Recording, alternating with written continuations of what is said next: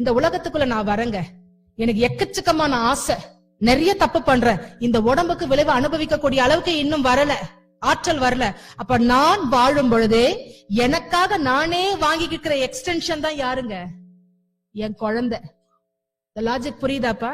நானே எனக்காக இருக்கும் பொழுது, வாய்ப்பு கிடைக்கும் பொழுது வாங்கிக்கிற எக்ஸ்டென்ஷன் தான் யாருங்க? என் குழந்தை. அப்ப நானும் என் குழந்தையும் வேற வேறையா?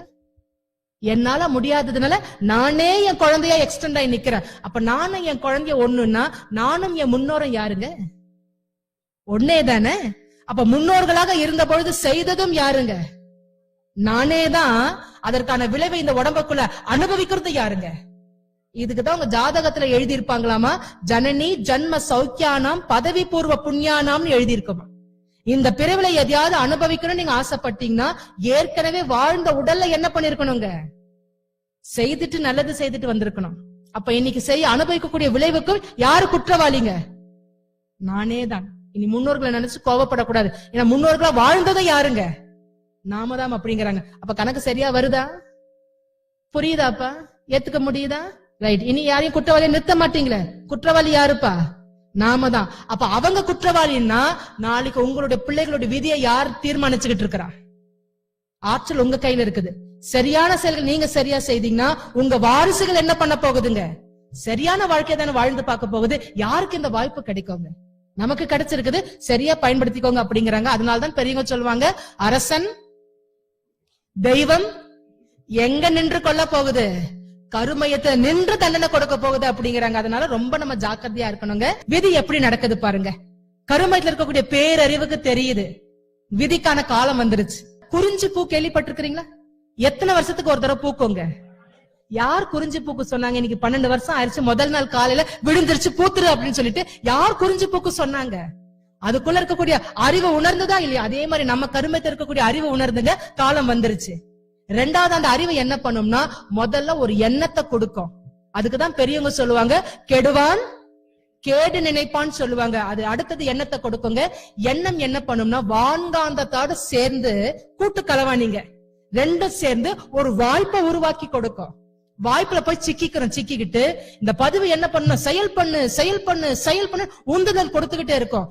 முடியாம செயலை பண்ணிடுறோம். அப்புறம் தான் விளைவு அனுபவிக்கிறோம். விதின்னு தலையை அடிச்சுக்கிறோம். இப்படிதான் விதி வேலை செய்யும். அப்ப விதிய மதியால வெல்லணும்னா என்ன பண்ணணுங்க? ஃபர்ஸ்ட் எண்ணம் தானே காரணமா இருக்குது. அப்ப எண்ணத்துல எப்படி இருக்கணுங்க? அயரா விழிப்பு நிலை. விதி எண்ணத்தை தூண்டும் பொழுது அயரா விழிப்பு நிலை. அதுக்குதான் எண்ணம் ஆராய்துன்னு ஃபர்ஸ்ட் பயிற்சி கொடுக்கறாங்க. ரெண்டாவது சூழ்நிலை உருவாகும் பொழுது சுவாமிஜி அவங்க சொல்றாங்க, திரிகால ஞானத்தை பயன்படுத்துங்க அப்படிங்கிறாங்க. திரிகால ஞானம்னு என்னப்பா? கடந்த கால அனுபவம், தற்கால சூழ்நிலை, வருங்கால விளைவு. இந்த 3 சேர்த்து கணிச்சிட்டீங்கன்னா உங்க அறிவு டிசைட் பண்ணுமா பண்ணாத இந்த வாய்ப்பை பயன்படுத்தலாமா வேண்டாமான்ட்டு. 3வது கருமையம் தானப்பா எண்ணத்தை சப்ளை பண்ணுது. கருமையத்தை தூய்மைப்படுத்திட்டீங்கன்னா விதியை வெல்ல முடியுமா முடியாதா? அப்ப நீங்க இந்த செயலுக்கு தக்க விளைவை நீங்க புரிஞ்சுக்கிட்டீங்கன்னா உங்களுக்கு என்ன ஆற்றல் கிடைக்குதுங்க? என்ன ஆற்றல் கிடைக்குதுப்பா? விதியை மதியால் வெல்லக்கூடிய ஆற்றல் கிடைக்குது அப்படிங்கிறாங்க. யாருக்கு இந்த வாய்ப்பு கிடைக்குங்க? இனி உங்களுடைய மதியை யூஸ் பண்ணி விதியை வென்றுவீங்களா? சிலதெல்லாம் தாண்டி போக முடியாதுங்க. ஆனா ஏத்துக்கக்கூடிய வல்லமையாவது நமக்கு வந்து போகும் இல்லையா? சோ செயல்விளை தத்துவத்தை நாம் பயன்படுத்துவோம். இந்த கருத்தை தினம் தினம் மனசுல உருட்டிக்கிட்டே இருங்க.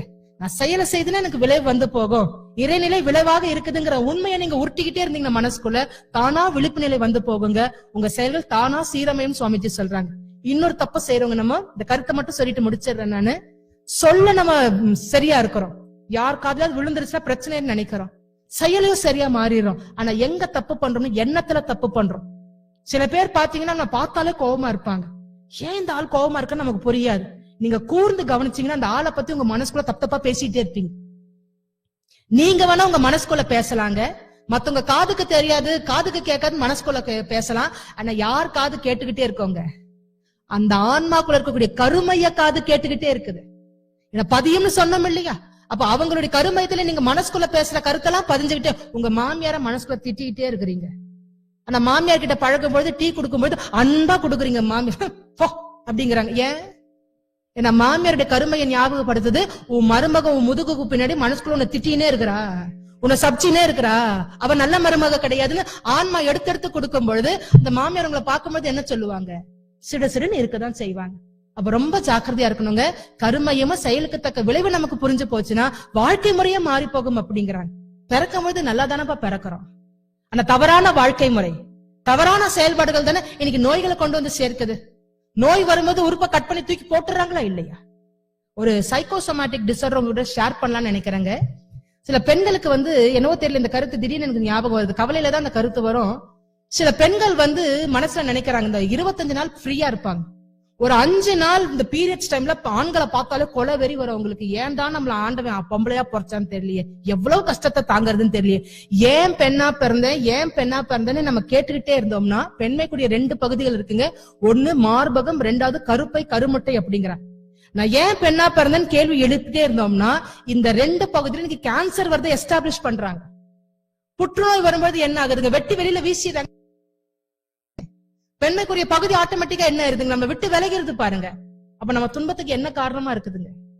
நிறைய இடத்துல நம்முடைய செயல்கள் தான் காரணமா இருக்குது அப்படிங்கிறாங்க. ரொம்ப ஜாக்கிரதையா இருக்கணுங்க. அகால மரணம், காலத்துக்கு முன்னாடி மரணம் வருதுங்க. இன்னைக்கு வண்டியில நீங்க ரோட்ல ஓட்டி பாருங்களேன், பயமா இருக்குது. சில யங்ஸ்டர்ஸ் ஓட்டும் பொழுது குடலெல்லாம் வாய்க்கு வந்துடுற மாதிரி இருக்குது. அவன் செத்து தனியா சொர்க்கத்துக்கு போனா கூட பரவாயில்ல, நம்ம கையை பிடிச்சி சேர்த்து கூட்டு போயிருவாடுங்க போல இருக்குது. அந்த அளவுக்கு ஓட்டுறானுங்க. சிலருடைய தவறான செயல் தானுங்க நம்முடைய வாழ்க்கை முடியறதுக்கு நமக்கு நீ காரணமா மாறி போகுது. இந்த அகால மரணத்தை ஒரு பேராசிரியர் அருமையான கருத்து சொன்னாங்க. இந்த சிவன் சொத்து குலநாசம் நீங்க கேள்விப்பட்டிருக்கிறீங்களாப்பா? பொதுவாக நம்ம சிவன் சொத்து குலநாசம்னா என்ன நினைக்கிறோம்னா, கோயில் இருக்கக்கூடிய சொத்து எடுக்கிறது தான் குலத்தை நாசம் பண்ணும் அப்படின்னு நினைக்கிறோம். ஆனா உண்மையிலே சிவன் சொத்து என்ன தெரியுமா? பஞ்சபூதங்கள் மட்டும்தான். அதுல இருக்கக்கூடிய பேரறிவு மட்டும்தான் சிவன் சொத்து. எங்கெல்லாம் பஞ்சபூதங்கள் மக்களுக்கு உதவியா இருக்குதோ தேவையில்லாம அந்த பஞ்சபூதங்களை நம்ம அழிச்சோம்னா நம்ம குலம் என்ன ஆகுங்க, இல்லாம நிர்மூலமா போயிடும். ஒரு மரம் இருக்குது, தேவையில்லாம அந்த மரத்தை வெட்டுறோம். ஒரு கிணறு இருக்குது, தேவையில்லாம அந்த கிணத்தை மூடிடுறோம். ஒரு கோயில் இருக்குது, மக்களுக்கு பயன்படக்கூடிய கோயில் இருக்குது, வேணும்னு அந்த கோயிலை இடிக்கிறோம். வேற ரூட் பண்ணிருக்கலாம், வேணும்னு இடிக்கிறோம். இதெல்லாம் எதுக்கு சமானங்க? சிவன் சொத்தை அழிக்கிறதுக்கு சமானம் அப்படிங்கிறாங்க. எங்கெல்லாம் பஞ்சபூதங்களை டிஸ்டர்ப் பண்றோமோ அத்தனை சிவன் சொத்தை டிஸ்டர்ப் பண்ற மாதிரி தான் அழிவை தவிர ஒரு விளைவு கிடையாது அப்படிங்கிறாங்க. ரொம்ப ஜாக்கிரதையா இருக்கணும். அப்ப இதுல இருந்து நமக்கு என்ன தெரியுதுங்க, என் செயல்தான் என் வாழ்க்கை அழிவுக்கு காரணமா இருக்கே தவிர வேற யாருமே காரணம் கிடையாது. அப்ப எதை மாத்தணுங்க? நம் செயலை தான் மாத்தணும்னு சுவாமிஜி அவங்க சொல்றாங்க. அதனால்தான் செயலை பற்றி நிறைய விளக்கங்கள் கொடுக்கறாங்க பாருங்க, பாடமாக கொடுக்கறாங்க. இதை கேட்ட பிறகு சில பேருக்கு மனசுல பயம் வந்துருச்சு. ஐயோ, செயல் செஞ்சாலே அக்க போறா மாறி போகுது, அப்ப செயலே செய்யாம சும்மா உட்காந்துடலாமா? அதுக்குதான் சுவாமிஜி அவங்க சொல்றாங்க, பிரபஞ்சமே செயல்களால் நிரம்பியது அப்படிங்கிறாங்க. அப்ப எப்படி வாழ முடியாதுங்க? செயல் செய்யாம வாழவே முடியாது. இந்த யதார்த்த உண்மையை நம்ம ஃபர்ஸ்ட் அக்செப்ட் பண்ணி ஆகணும் அப்படிங்கிறாங்க.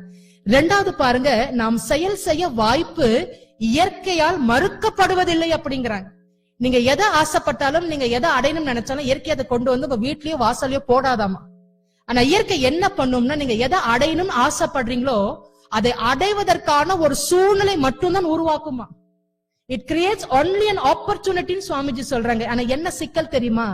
இயற்கை அந்த வாய்ப்பை உருவாக்கும் பொழுது அது உருவாகிறது தெரியாமலே உருவாக்கிறோம். நிறைய பேர் அதுல மாட்டிக்கிறோம். சில பேர் நினைக்கிறோம் 2 கண்ணு தான் பாக்குதுன்னு நினைக்கிறோம். கீதையில அருமையா கிருஷ்ணர் சொல்றாரு, அவருடைய சாரதி கேட்டாரா, கிருஷ்ணா நீ எதுக்கு தர்மனை சூதாட விட்ட?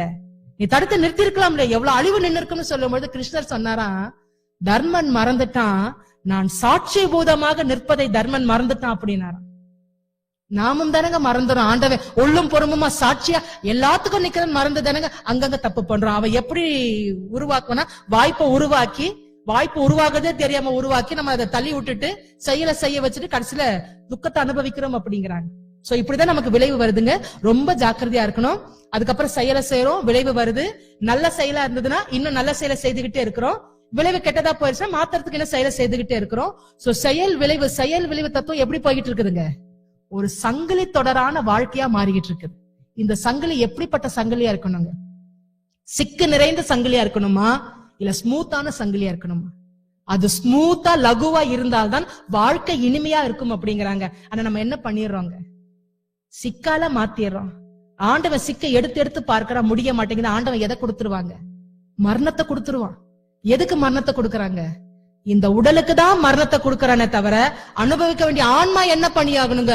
மீண்டும் யூட்டன் எடுத்து இன்னொரு உடம்புக்குள்ள சிக்கி அத்தனை